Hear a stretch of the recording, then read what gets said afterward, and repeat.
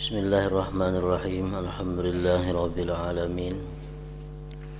Wassalatu wassalamu ala asyrafil anbiya wal mursalin Sayyidina Maulana Muhammadin wa ala alihi wa ashabihi ajma'in.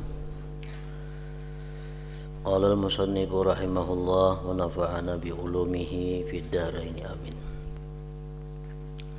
Apabila muazzin atau Bilal mengatakan Allahu Akbar, maka jawab oleh kau seperti perkataannya juga.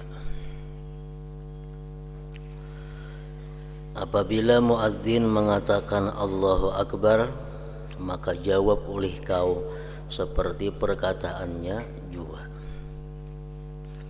Jadi menjawab muazzin itu disunnatkan baik bagi laki-laki atau bagi perempuan, bagi orang-orang yang berhadas, bagi orang-orang yang junub, bagi orang-orang yang haid, orang-orang yang nifas.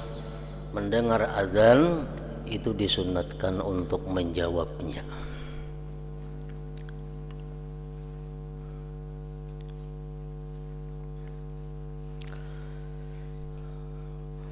Dan setiap apa yang kita baca, baik itu Al-Quran, baik itu ilmu, baik itu zikir, baik itu salawat, apabila kita mendengar seruan azan, maka kita dianjurkan untuk menghentikan itu dan mengutamakan menjawab azan tadi. Apalagi sedang berkata-kata yang selain daripada zikir, daripada perkataan-perkataan dunia, makin dituntut kita untuk menjawab azan, menghentikan perkataan-perkataan dunia tadi. Al-Imam Jalaluddin As-Suyuti mengatakan, inna man takallama halal azan yukhsha alaihi min su'il khatimah. Artinya orang yang berkata-kata tatkala orang sedang azan, orang azan masih berucap bepandir, ditakutkan atas dia mati dalam keadaan su'ul khatimah.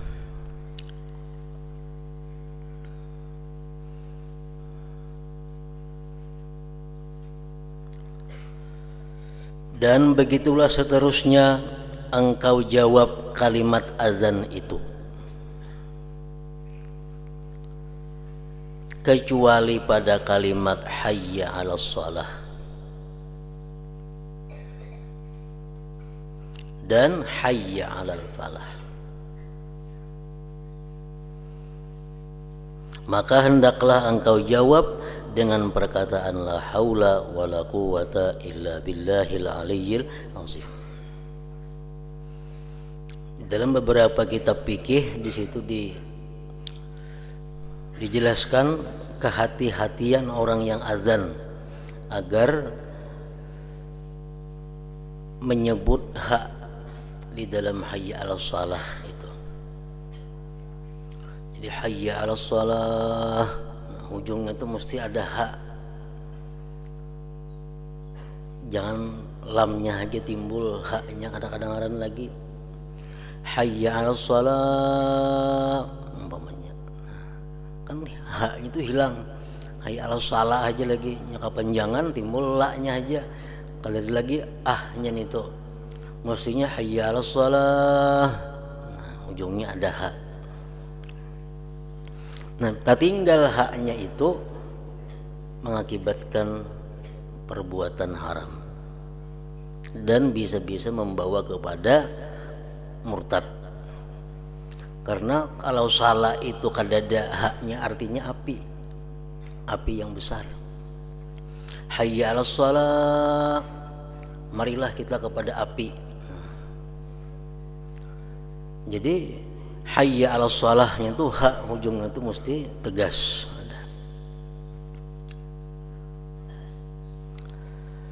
Dan hayya 'alal falah, maka hendaklah engkau jawab dengan perkataan la haula wala quwata illa billahil aliyyil azim. Dan apabila muazzin mengatakan as-salatu khairum minan naum di dalam azan sembahyang subuh, lain pada subuh, itu dimakruhkan membuat as-salatu khairum minan naum. Walaupun orang guringan umpamanya hendak zuhur atau hendak asar, karena orangnya guringan semuaan, jangan hendak berbuat as-salatu khairum minan naum, itu khusus hanya untuk subuh. Walaupun orangnya bangunan semuaan sudah, tetap dianjurkan as-salatu khairum minan naum. Maka hendaklah engkau jawab dengan perkataan sadaqta wa bararta atau wa barirta, boleh juga, wa ana ala dzalika minasyahidin. Artinya engkau benar hai muadzin dan engkau telah berbuat baik, dan sesungguhnya aku bersaksi atas yang demikian itu.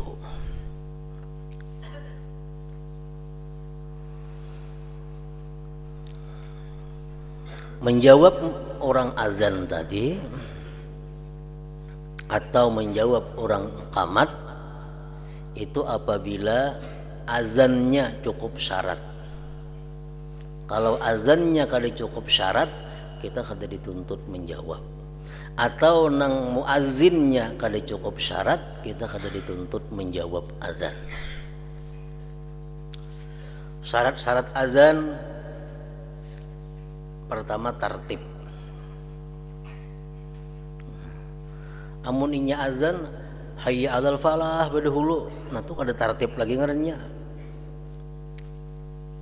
Hayya 'alal falah, hayya 'alas shalah, nah tanpa huruf itu sudah kada sesuai lagi, sudah azannya luput syarat tartib. Ini mulai Allahu Akbar, asyhadu an la ilaha illallah, asyhadu anna Muhammadar Rasulullah, hayya 'alas shalah, hayya 'alal falah, Allahu Akbar, la ilaha illallah. Itu susunannya mesti macam itu. Yang kedua syaratnya azan apa? Al-wila. Antara satu kalimat dengan kalimat berikut kada terpisah dengan jarak yang jauh. Misalnya asyhadu an la ilaha illallah, asyhadu an la ilaha illallah, batal inya baudu. Bilal nih baudu, tontong baudu, asyhadu anna Muhammadar Rasulullah, menyambung itu putus sudah mualatnya, kalawasan jaraknya antara satu kalimat dengan kalimat yang lain. Ini mesti jangan lawas.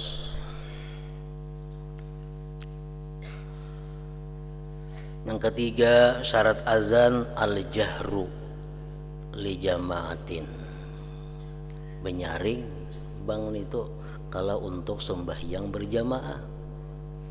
Amunnya azannya gimit, kita kada mendengar kayak hendak menjawab.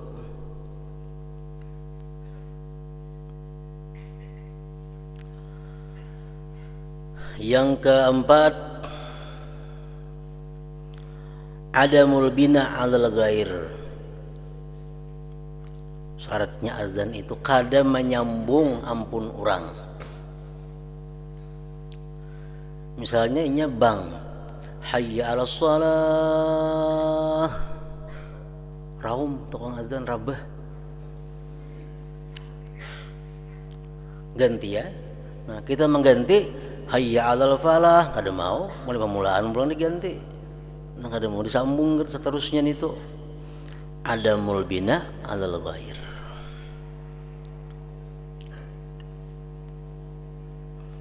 Yang kelima dukhulul waqti, masuk waktu. Amun orang azan belum masuk waktu, ada disahut itu. Kecuali untuk sembahyang subuh. Nah itu disunatkan sudah azan mulai tengah malam lewat. Subuh kan disunatakan bang 2 kali.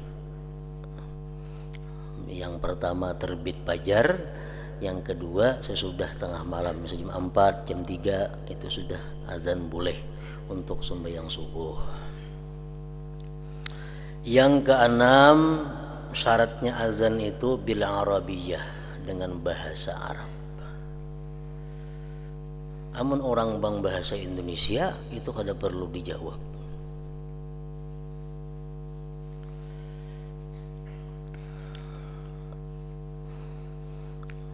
Nah kemudian lagi syarat orang yang azan.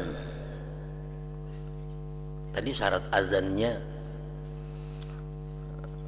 azan itu bisa disebut azan apabila cukup syarat, baik azannya atau muazzinnya. Syarat orang yang jadi muazzin itu pertama Islam, seorang muslim.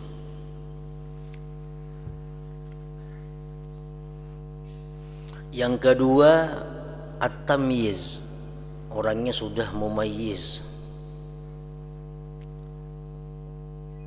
Kanak-kanak yang sudah berumur 8 tahun ke atas, 9 tahun, misalnya 7 tahun, 10 tahun, 11 tahun, sampai seterusnya. Amunnya masih belum tamyiz itu kada boleh, kada cukup syarat untuk azan. Kanak-kanak masih halus-halus umur 4 tahun, 3 tahun, walaupun fasih azan itu belum cukup. Jadi kada syarat orang azan ini balik berakal, kada syarat. Walaupunnya belum balik, tapi ini sudah tamyiz, sudah bisa membedakan mana bahaya, mana kada, mana sudah bisa qadha hajat seorang, bisa makan seorang, menyuap seorang, walaupunnya belum balik, tapi sudah bisa, nah itu sudah kawat azan. Yang ketiga, syaratnya orang yang azan itu zukurah, laki-laki. Kalau ada perempuan yang azan, kita kada dituntut menjawab. Kenapa? Karena perempuan itu kada cukup syarat untuk jadi muazzin.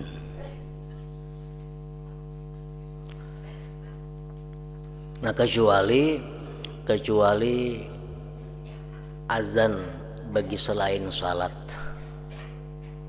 Kan azan ini bukan hanya untuk salat fungsinya, ada azan untuk lain salat. Nah apakah boleh seorang perempuan azan untuk selain salat? Itu khilaf ulama. Ibnu Hajar Al-Haytami mengatakan tetap kada boleh, mesti laki-laki azan itu. Selain daripada Ibnu Hajar Al-Haytami, ada yang mengatakan boleh perempuan itu azan, seperti mengazankan anak yang baru lahir, andai kata kada ada lelakiannya. Nah itu boleh.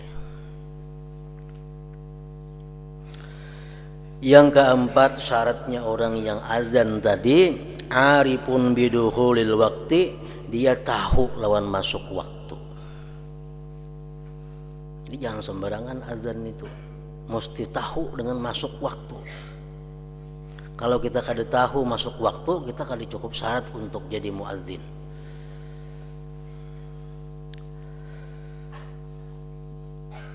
Nah bila mana azan tadi sudah cukup syarat, muazzinnya sudah cukup syarat, nah kita dituntut untuk menjawab azannya.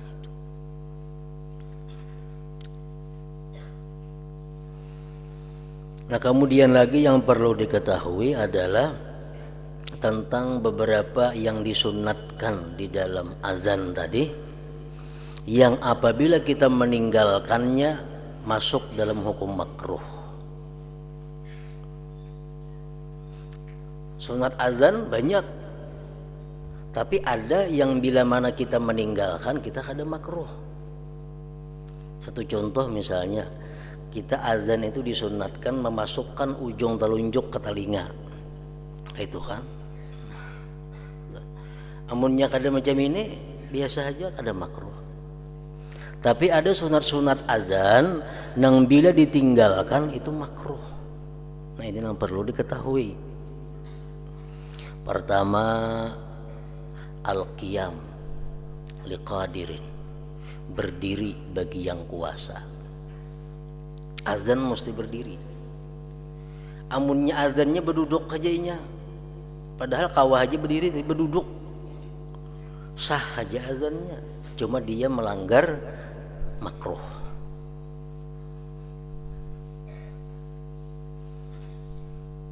Misal subuh orang kadadaan di masjid lagi bangnya berduduk, nah, atau sambil berabah umpamanya, nah itu makruh.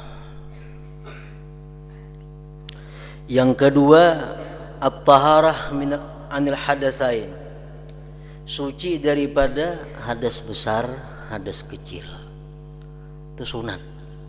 Seorang muadzin mesti berwudu, suci.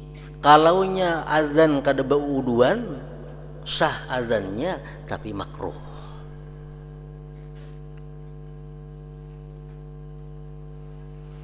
Yang ketiga, ada mutaghanni,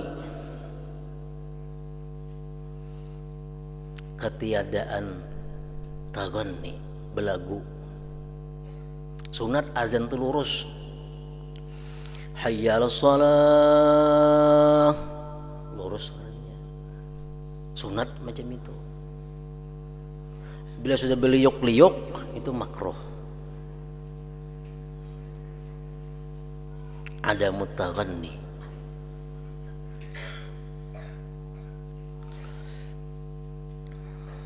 Jadi azan itu mesti lurus. Itu nang sunat. Namun belagu itu makruh.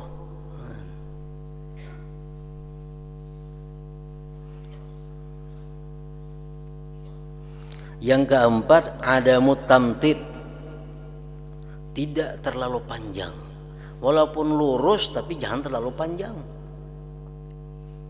Hayya 'alas shalah, umpamanya sering panjangan itunya, itu makruh.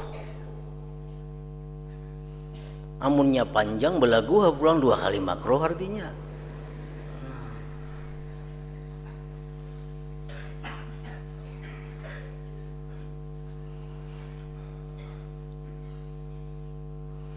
Yang kelima, taklif, orangnya balik berakal. Yang azan ini balik berakal. Azan tadi walaupun kekanakan itu sah azannya, dimakruh. Kalau ini azan untuk berjamaah, munnya azan sembahyang sorangan itu jadi masalah, sunat itu. Ini azan untuk jamaah, kekanakan, nah itu makruh. Yang keenam, adlan, adil. Orang fasik azan sah aja, cuma makruh.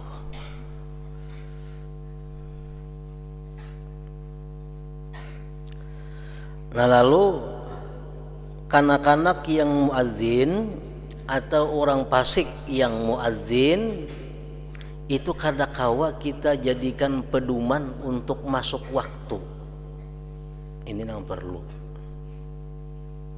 Maksudnya dilanggar, ada orang bang kekanakan, Allahu Akbar, kekanakan bang. Di rumah kita jangan nak buka puasa dulu. Kenapa? Nang bang ini orangnya kada pasti bisa masuk waktu kekanakan nih. Kada kau diterima kabarnya itu. Atau kekanakan bang zuhur, jangan nak sembahyang di rumah sembahyang zuhur. Nang bang ini kekanakan ini kabarnya kada kau ditangkap, kada kau dipegang. Kan azan ini menghabarkan masuk waktu. Atau orang fasik, orangnya tuh rancak utun, bang jangan dipercaya, bisa belum jamnya lagi bang. Adlan, orangnya mesti adil. Kalau kita tahu bahwa nang azan itu orangnya orang suka melakukan maksiat, nah kita kada percaya. Masalah menjawab azan masih dituntut kita menjawab azannya itu. Itu ada lain soal pulang. Ini soal kita menerima berita masuk waktu itu kada kawa. Dan apabila engkau mendengar iqamah Maka jawablah dengan seumpama yang diucapkan oleh muazzin. Seperti apa? Oleh mukim maksudnya. Muazzin itu orang yang azan, kalau mukim orang yang iqamah. Dengan seumpama yang diucapkan oleh mukim atau muazzin, kecuali pada perkataan qad qamatis shalah, artinya telah didirikan sembahyang. Maka jawab olehmu dengan perkataan aqamahallah wa adamaha ma damatis samawati wal ard. Aqamahallah wa adamaha ma damatis samawati wal ardu. Artinya mudah-mudahan Allah mendirikannya sembahyang dan mengekalkannya selama masih kekal lagi segala langit dan bumi.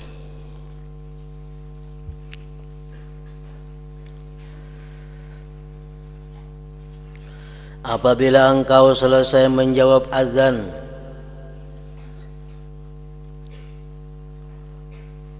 azan subuh khususnya, maka baca olehmu akan doa ini. Tuntung orang sudah azan, kita selesai menjawab azan.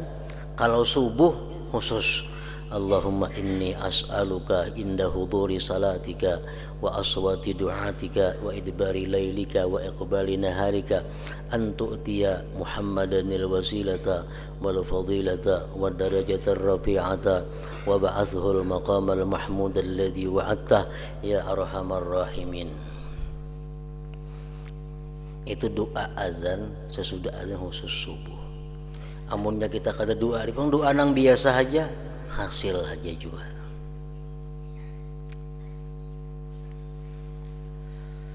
Artinya, ya Allah, aku memohon kepadamu ketika hadir waktu salatmu ini, dan ketika terdengarnya suara pemanggilmu, dan ketika lenyapnya malam dan datangnya siang, supaya engkau memberikan kepada penghulu kami Nabi Muhammad sallallahu alaihi wasallam akan wasilah jalan kebaikan dan kelebihan serta derajat yang tinggi, dan engkau karuniakan kepada baginda maqam yang terpuji yang telah engkau janjikan kepadanya, wahai Tuhan kami yang maha pemurah daripada segala yang pemurah.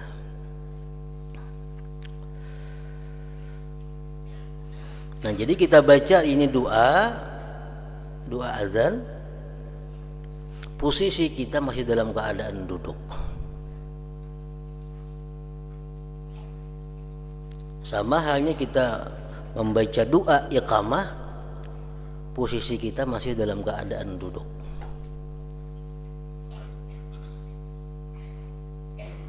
Qad qamatis salatu, qad qamatis salah. Allahu akbar, Allahu akbar, la ilaha illallah. Duduk masih kita baca doa. Tonton baca doa hanya berdirian. Nah, itu yang bagus. Apabila engkau mendengar azan sedangkan engkau di dalam keadaan sembahyang, maka sempurnakanlah sembahyangmu. Nah, kecuali sembahyang kita, kalau kita perhatian sembahyang, orang azan, jangan dipotong-potong sembahyang dengan menjawab azan. Sembahyang terusakan sampai tuntung.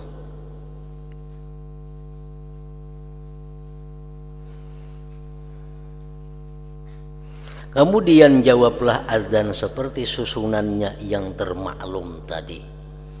Nah, tuntung kita sembahyang misalnya, tuntung jo orang azan. Nah, kita jawab azan saurangan. Jadi kita bang saurangan artinya. Nah, cuma kata dah ya salah, ganti lawan la haula wala quwata illa billah 4 kali, la haula wala quwata illa billah, la haula wala quwata illa billah. Mengqadha menjawab azan ngarannya. Mengqadha menjawab azan. Kalau kita rahatan orang azan sedang sembahyang kitanya. Apabila imam mulai takbiratul ihram dalam sembahyang fardu subuh, maka jangan engkau melakukan sesuatu kecuali mengikut perbuatannya saja. Imam sudah Allahu Akbar takbiratul ihram. Nah kita kalau ada pekerjaan lain selain daripada mengikut imam, yang hendak sembahyang qabliyah, yang sembahyang tahiyatul masjid, karena imam sudah takbiratul ihram, maka jangan engkau melakukan sesuatu kecuali mengikut perbuatannya saja, dan sembahyanglah engkau seperti yang akan diterangkan kaifiat dan adab-adabnya sekejap lagi. Nah, apabila engkau selesai sembahyang, maka baca olehmu wiridnya lain lawan kita. Allahumma salli ala Muhammadin wa ala ali Muhammadin wa sallim. Allahumma antas salam wa minkas salam wa ilaika ya'udus salam fahayyina rabbana bis salam wa adkhilna daraka daras salam tabarakta ya zal jalali wal ikram. Artinya, ya Allah, berikanlah rahmat dan salam sejahtera ke atas junjungan kami Nabi Muhammad sallallahu alaihi wasallam dan ke atas keluarga baginda. Ya Allah, engkau sejahtera dan daripada engkau datang kesejahteraan, dan masukkanlah kami ke dalam negaramu surga Darussalam. Bertambah-tambah berkatmu ya Allah, Tuhan yang memiliki segala kebesaran dan kemuliaan. Jadi di situ walaupun kadang ditulis tadi Allahumma salli ala sayyidina nya kada, tetap kita disuruh menambah sayyidina. Nah, ini Allahumma salli ala sayyidina Muhammadin wa ala ali sayyidina Muhammad wa sallim. Imam Ibnu Hajar Al-Haytami dan Imam Ar-Ramli sepakat bahwa sunat menambah kalimat sayyidina itu di dalam salawat atas Nabi, baik waktu di dalam sembahyang atau di luar sembahyang.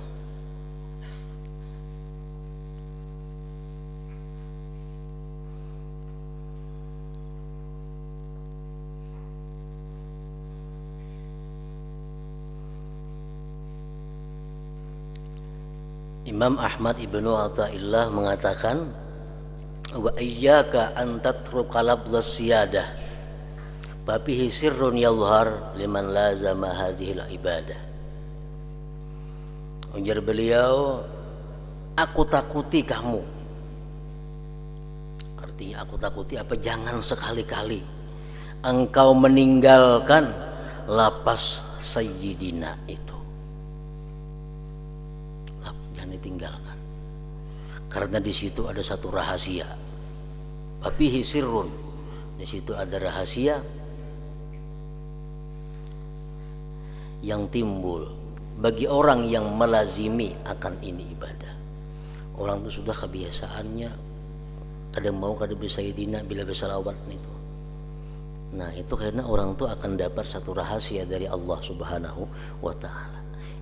Iyyaka an tatruka lafdhas siyadah babihi sirrun yadhhar liman lazama hadhil ibadah.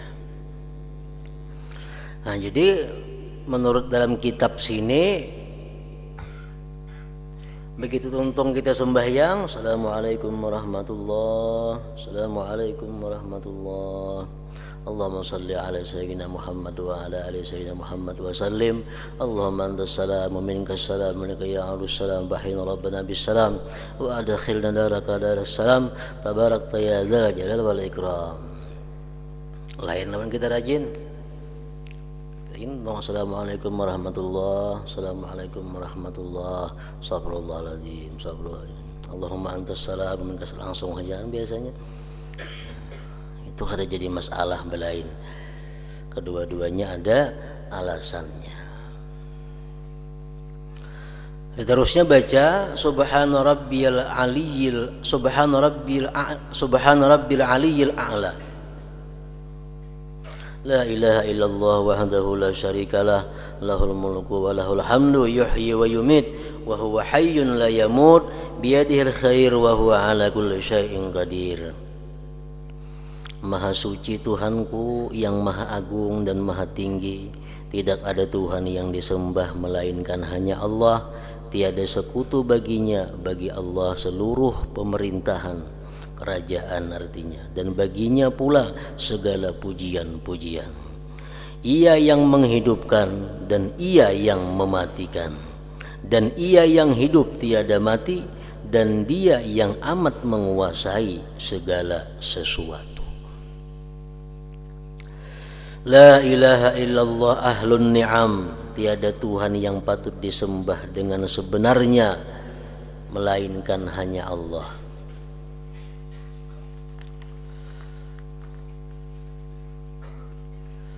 Wal fadli was sana'il hasan. La ilaha illallah wa la na'budu illa iyyah mukhlishina lahuddin walau karihal kafirun. Tuhan yang sangat banyak nikmat dan kelebihan, yang memiliki segala puji-pujian yang baik. Tidak ada Tuhan yang disembah dengan sebenarnya melainkan hanya Allah, dan kami tidak menyembah kecuali akan Dia. Dengan ikhlas kami beragama baginya walaupun dibenci oleh orang-orang kafir. Ke situ aja wiridnya Imam Ghazali ini.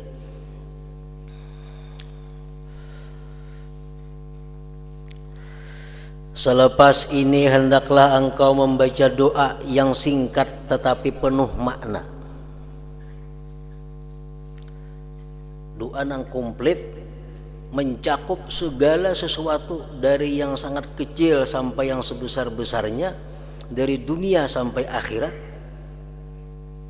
yaitu doa yang diajarkan oleh Rasulullah sallallahu alaihi wasallam kepada Siti Aisyah radhiyallahu anha, yaitu doanya, Allahumma inni as'aluka minal khair kullihi ajilihi wa ajilihi ma alimtu minhu wa ma lam a'lam, wa a'udzu bika minasyarri kullihi ajilihi wa ajilihi ma alimtu minhu wa ma lam a'lam. Artinya, ya Allah, aku memohon kepadamu akan segala kebaikan di negeri dunia dan di negeri akhirat. Mencakup sudah. Lalu Tuhan minta kebaikan di dunia dan akhirat. Sama ada yang aku ketahui maupun yang tidak aku ketahui. Dan aku berlindung denganmu daripada segala kejahatan di dunia ini dan di akhirat. Sama ada yang aku ketahui maupun yang tidak aku ketahui. Wa as'aluka al-jannata wa ma qarraba wa ma yuqarribu ilaiha min qawlin wa amali wa niyyati wa i'tiqad. Wa a'udzu bika minan nar wa ma yuqarribu ilaiha min qawli wa amali wa niyyati wa i'tiqad. Dan aku memohon kepadamu akan surga dan segala amalan yang dapat menghampirkan aku kepadanya, baik perkataan, perbuatan, niat, dan i'tikad. Jadi minta kepada Allah surga dan amalan-amalan yang mendekatkan ke surga, baik itu amalan berupa perkataan, perbuatan, niat, atau i'tikad, keyakinan. Dan aku berlindung denganmu ya Tuhan daripada api neraka dan segala amalan yang dapat menghampirkan aku ke dalam api neraka, yaitu perkataan, perbuatan, niat, dan i'tikad. Berlindung juga lawan Tuhan daripada neraka dan amalan-amalan yang mendekatkan ke neraka. Jadi ini doa artinya sekaligus fungsinya untuk memudahkan kita berbuat taat kepada Allah, dan doa ini akan menjauhkan kita daripada maksiat kepada Allah.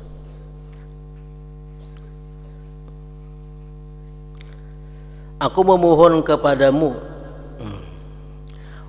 wa as'aluka min khairi ma sa'alaka minhu 'abduka wa rasuluka Muhammadun sallallahu alaihi wasallam, wa a'udzu bika min syarri masta'adzaka minhu 'abduka wa rasuluka Muhammadun sallallahu alaihi wasallam. Ditambah Sayyidina, bagus tadi juga. Aku memohon kepadamu akan segala kebaikan yang telah dipohon oleh hambamu dan rasulmu Muhammad sallallahu alaihi wasallam. Ya Allah, aku minta kepada Engkau kebaikan-kebaikan yang pernah diminta oleh Nabi kepada Engkau. Umum sudah tuh. Kita minta kepada Allah segala kebaikan-kebaikan yang pernah diminta oleh Nabi. Dan aku berlindung denganmu daripada segala kejahatan yang telah berlindung daripadanya oleh hambamu dan rasulmu Muhammad sallallahu alaihi wasallam. Allahumma wa ma qadaita lana min amrin faj'al aqibatahu rasyada. Ya Allah, apa juga keputusan yang Engkau berikan kepadaku daripada segala urusanku, maka jadikanlah akibatnya membawa aku mendapat petunjuk. Nah, ini doa diberikan Nabi kepada istri beliau Siti Aisyah radhiyallahu anha. Ini doa yang singkat tapi penuh dengan makna. Cukup sudah doa itu.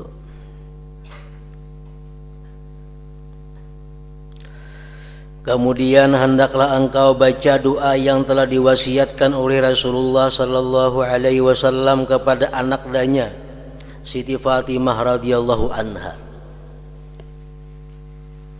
Yaitu doanya, Ya Hayyu Ya Qayyum Ya Dzal Jalali wal Ikram, La ilaha illa anta birahmatika astaghits wa min adzabika astajir. La takilni ila nafsi tarfata ain wa aslih li sya'ni kullahu bima aslahta bihi ibadakas salihin. Ini doa yang diajarkan Nabi kepada putri kesayangan beliau Siti Fatimah radhiyallahu anha. Artinya, Ya Hayyu Ya Qayyum Ya Dzal Jalali wal Ikram, La ilaha illa anta. Wahai Tuhan yang hidup lagi berdiri sendiri, yang mempunyai kebesaran dan kemuliaan, tidak ada Tuhan yang disembah dengan sebenarnya kecuali hanya Engkau. Birahmatika astaghits, dengan rahmatmu aku meminta tolong. Artinya aku minta tolong ya Allah kepada Engkau ini dengan rahmatmu, bukan dengan kekuatanku, bukan dengan daya upayaku, tapi dengan rahmatmu. Dan daripada siksamu aku berlindung. La takilni ila nafsi tarfata ain, janganlah engkau serahkan aku kepada diriku nafsuku, walaupun hanya sekejap di mata. Artinya ya Allah, jangan engkau serahkan mengurus diriku ini kepada aku, walaupun sekejap mata, jangan. Kenapa? Sebabnya karena kalau kita diserahi Allah mengurus diri kita seorang, kita akan binasa, walaupun hanya sekejap mata Tuhan menyuruh kita. Ya Tuhan, ikam mulai saat ini aku kalau bercampur kamu ya urus diri ikam, walaupun sekejap mata kita akan binasa, baik jasmani atau rohani kita. Nah, jadi minta lawan Tuhan, jangan sampai Tuhan itu menyerahkan pengurusan diri kita kepada kita. Lapah jadinya kita, binasa. La takilni ila nafsi tarfata ain, janganlah engkau serahkan aku kepada diriku, nafsuku, walaupun hanya sekejap di mata. Adakah urusan kita?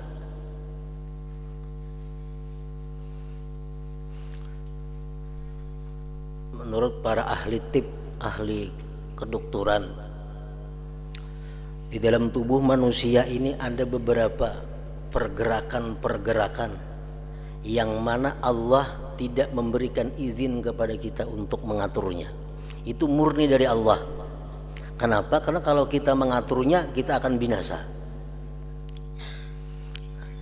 Kalau kita menggerakkan tangan, itu bisa kita mengatur, walaupun dengan Allah juga.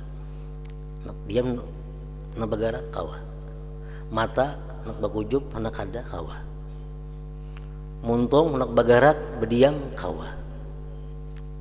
Itu seolah-olah Allah menyerahkan kepada kita seolah-olahnya. Nah tapi dalam awak kita ada, nah Allah sedikit pun kadang memberiakan kepada kita mengurusnya, langsung diurus Allah. Karena kalau kita nama urus kita bahaya. Satu apa? Gerakan jantung. Itu bergerak. Nah, adalah kita mau urus ini. Nah kita, hendak ampi bergerak kaulah kita, kada kau bergerak. Hendak gerakakan kaulah, kada kau. Itu Allah langsung mengaturnya. Kalau kita mengatur jantung bahaya, bisa kada ingat mati kita. Nah jadi menggerak itu Allah. Yang kedua gerakan ginjal. Nah, ginjal itu selalu bergerak untuk memisahkan mana yang perlu dibuang racun-racun lewat kotoran, mana yang perlu disimpan di dalam tubuh. Nah itu ginjal selalu berfungsi. Nah ini pun Allah kadang memberiakan kita mengurusnya. Kita kada kawa mendiamakan ginjal, mengistirahatkan kada kawa. Itu contoh nang sifatnya jasmani.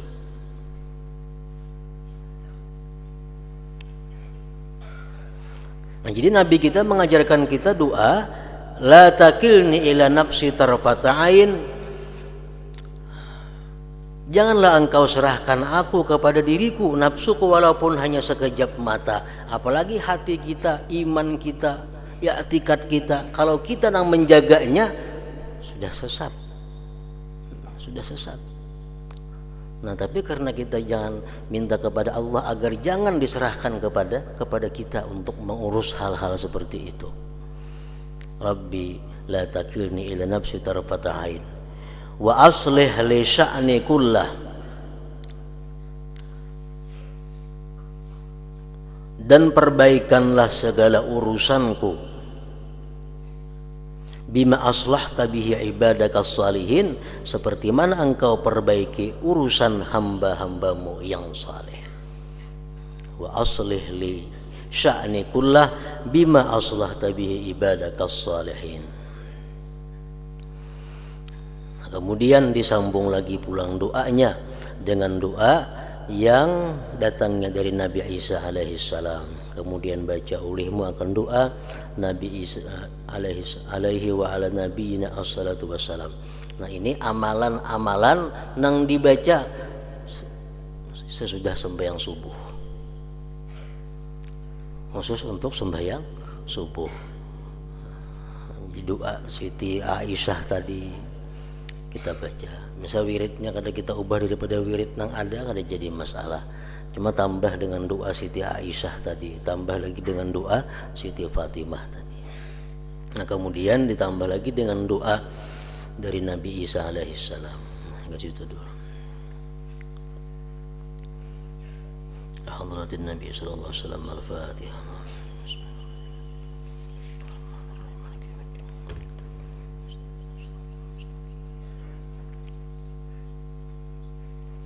Bismillahirrahmanirrahim. Alhamdulillah rabbil alamin wa salli wa sallim ala sayyidina Muhammadin wa alihi wa sahbihi ajma'in.